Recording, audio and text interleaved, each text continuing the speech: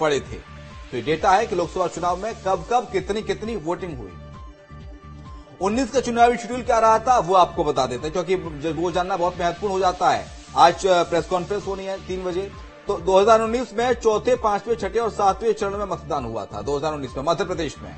और इसके अलावा आपको बता दें कि चौथे, पांचवें, छठवें और सातवें चरण में 2019 में मतदान हुआ था। ये 2019 का चुनावी शेड्यूल है, वो आपको बता रहे हैं। इसके अलावा आपने आपको बताया कि कब कब किस किस साल में कितना कितना वोट पड़ा। 1999 का आपका आंकड़ा हमने आपके सामने रखा, 2004 का आंकड़ा रखा, 2009 का आंकड़ा रखा, 14 का, 19 का और 2024 में। हालांकि इस साल चुनाव होना है। आज शाम को 3 बजे प्रेस कॉन्फ्रेंस होगी, उसमें पता चलेगा कि कितने चरणों में इस बार चुनाव कंडक्ट करा रहा है चुनाव आयोग। 3 बजे का वक्त है, स्थिति स्पष्ट होगी। लेकिन जैसे जैसे समय बीत रहा है वैसे वैसे स्थिति स्पष्ट हो जाएगी। 2019 में चौथे चरण में 29 अप्रैल को 6 सीटों पर वोटिंग हुई थी। जी हाँ, चौथे चरण में जबलपुर, सीधी, शहडोल में वोटिंग हुई थी मध्य प्रदेश में। मंडला, बालाघाट, छिंदवाड़ा में चौथे चरण में मतदान हुआ था। इसके अलावा पांचवें चरण में 6 मई को 7 सीटों पर मतदान हुआ था। पांचवें चरण में टीकमगढ़, दमोह, खजुराहो में वोटिंग हुई थी। इसके अलावा सतना, रीवा, होशंगाबाद, बैतूल में भी पांचवें चरण में मतदान हुआ था। छठे चरण में 12 मई को 8 सीटों पर मध्य प्रदेश में मतदान हुआ। वो 8 सीटें कौन कौन से वो भी आपको बता देते हैं। छठे चरण में मुरैना, भिंड, ग्वालियर, गुना यानी कि ग्वालियर चंबल अंचल की सीटों पर मतदान हुआ था। सागर, विदिशा, भोपाल, राजगढ़ में भी छठे चरण में वोटिंग हुई थी। इसके अलावा सातवें चरण में 19 मई को 8 सीटों पर मतदान हुआ था। सातवें चरण के बाद आगे बढ़ते हैं। देखिए, जिस तरह से सातवें चरण में खंडवा, खरगोन और देवास में भी वोट पड़ा था मध्य प्रदेश में, आपको बता रहे हैं। तो 2019 का चुनावी शेड्यूल है। 2024 का चुनावी शेड्यूल आज 3 बजे जारी होगा, जब चुनाव आयोग प्रेस कॉन्फ्रेंस करेगा। लेकिन 2019 का जानना बेहद जरूरी हो जाता है दर्शकों के लिए, जनता के लिए, मतदाताओं के लिए। 23 मई को वोटों की गिनती शुरू हुई थी। 23 मई को वोटों की गिनती यानी कि जो मतगणना है वो 2019 में शुरू हुई थी। अब टोटल वोटर्स कितने थे वो आपको बता देते हैं। 2019 का आंकड़ा अब आपको बता रहे हैं। 2019 में वोटर्स टोटल कितने थे? 5,64,15,310 वोटर्स थे 2019 में मध्य प्रदेश में, जिसमें पुरुष वोटरों की संख्या थी 2,89,51,705 और महिला वोटर्स की संख्या जिसमें थी वो भी ग्राफिक्स आपको बताते हैं। जो पुरुष वोटर्स की संख्या आपको बता रहे हैं 2019 का मध्य प्रदेश में 2,89,51,000। तो वहीं महिला वोटर्स 2,73,87,122 यानी कि तकरीबन आधी आबादी जो थी वो महिलाओं की थी जब 2019 का वोट पड़ा था मध्य प्रदेश में। थर्ड जेंडर मतदाता कितने थे? 1,237। सेवा मतदाता 75,240। ये थर्ड जेंडर वोटर्स की बात कर रहे हैं। इसके अलावा युवा कितने थे वो भी आपको बताते हैं। जो पहली बार मतदाता बने थे वो कितने थे वो भी इस ग्राफिक्स के जरिए आपको बताएंगे। तो वोटर की संख्या है ये 2019 के हिसाब से, क्योंकि देखिए 2024 के लिए लेकर आज प्रेस कॉन्फ्रेंस होनी है, उसमें भी तमाम सारी चीजें चुनाव आयोग बताएगा। लेकिन 19 का जो ग्राफ है वो रखना दर्शकों के लिए, जनता के लिए बेहद ज्यादा जरूरी हो जाता है। तो थर्ड जेंडर मतदाता थे 1,237। तो वहीं सेवा मतदाता थे 75,240। कुल वोटर्स की संख्या आपको बता रहे हैं 2019 की 2 करोड़ से ज्यादा, तकरीबन 5.5 करोड़ से ज्यादा टोटल मतदाता थे।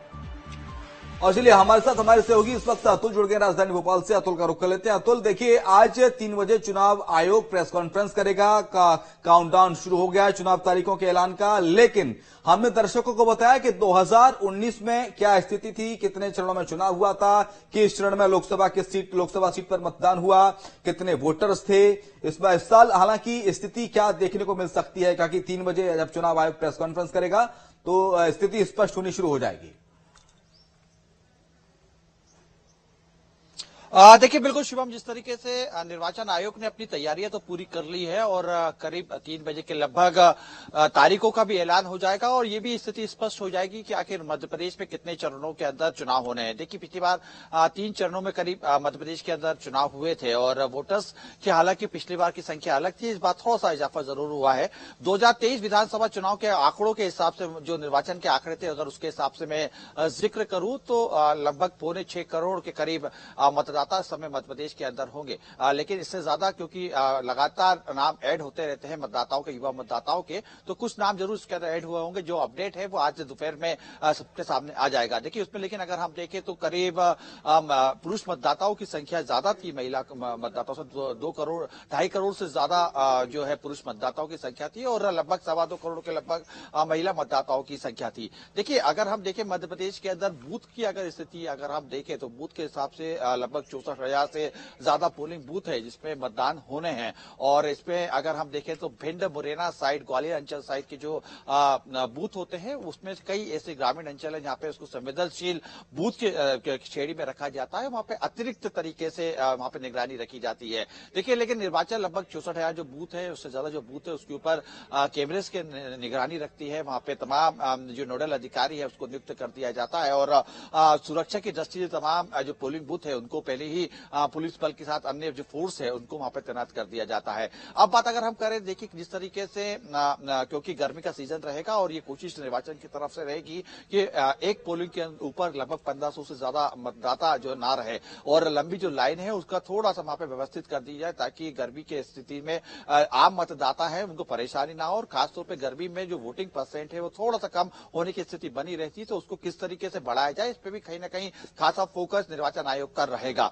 कुल मिला के हम ये कह सकते हैं कि निर्वाचन की तरफ से अपनी तैयारियां जो है पूरी हो चुकी। जो नॉर्म्स हैं, जो तमाम प्रत्याशियों के लिए, जो राजनीतिक दलों के लिए जो नॉर्म्स तय किए जाते हैं वो कहीं ना कहीं सार्वजनिक तौर से निर्वाचन बता ही देता है। लेकिन अगर मैं खास तौर पर उसका अगर जिक्र करूं तो जिस तरीके से प्रत्याशी चुनावी मैदान में रहते हैं और उसके साथ में डोर टू डोर कैंपेन करते हैं, आम सभा करते हैं, तो उसमें खासतौर पर प्रत्याशियों के लिए गाइडलाइन शुरू हो जाती है कि किसी भी प्रकार की धार्मिक स्थानों पे उसका प्रयोग ना किया जाए, धार्मिक भावना भड़काने वाले किसी प्रकार के बयानबाजी ना किया जाए। जो भी सामने प्रतिद्वंदी है या विरोधी जो दल के जो लोग जो मैदान में उतरे हुए हैं उस पर पर्सनल तरीके से यानी व्यक्तिगत किसी प्रकार का कोई टीका टिप्पणी नहीं किया जाए। तमाम तरीके की निगरानी कहीं ना कहीं निर्वाचन की तरफ से रखी जाती है और इसकी पूरी जो है सीढ़ी तैयार की जाती है। इसके साथ में देखिए स्टार प्रचारक जो आते हैं, स्टार प्रचारक को लेके भी एक अलग ही गाइडलाइन रहती है क्योंकि चूंकि एक तय मापदंड के अनुसार निर्वाचन प्रत्याशी को पैसा खर्च करने की इजाजत देता है, तो ये जो स्टार भी प्रचारक आते हैं उनके प्रत्याशियों के खाते में उसका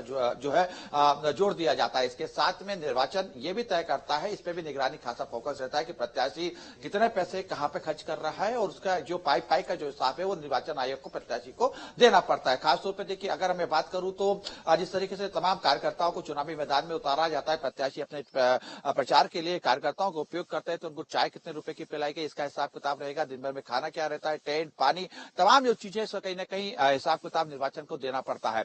इसके साथ में किसी भी प्रकार की बिना इजाजत के किसी भी व्यक्ति निजी संपत्ति के ऊपर प्रचार सामग्री का इस्तेमाल नहीं किया जा सकता, इसका सख्त निर्देश निर्वाचन की तरफ से दिया जाता है। तो ये कुछ ऐसे नॉर्म्स है जो कहीं ना कहीं सार्वजनिक तौर पर